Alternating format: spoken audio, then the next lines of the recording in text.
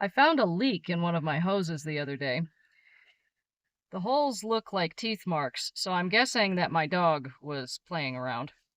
One quick trip to a hardware store to find a 1/2 inch female repair kit, or coupling. You want to make sure to get 1/2 inch, not 3/4, because the inside of the tubing is 1/2 inch. I like this one because the plastic will be a lot easier to hold than the one with the metal band.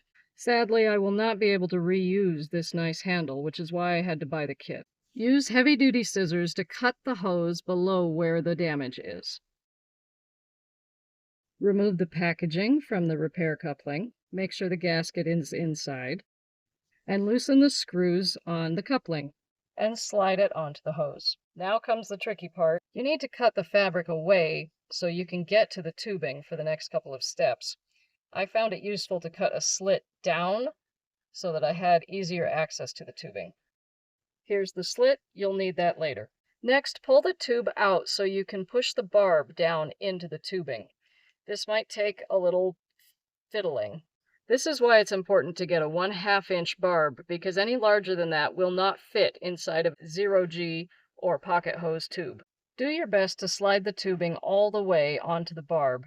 If need be, use some heat to loosen and soften the tubing. Once you've done that, slide the sheath back up onto the barb so it covers the tubing again as much as possible. This is where that slit will come in handy because it is very difficult to fit the sleeve over the barb. Side note, if you forgot to put the coupling on the hose already, you can take it all the way apart and put it on now.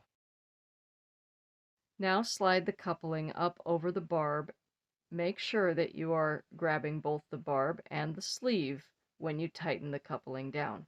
Tighten the coupling, alternating which screw you tighten, but don't screw so tight that it breaks.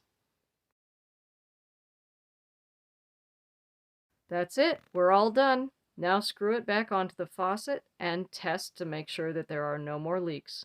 You can take it apart to try again if it is necessary.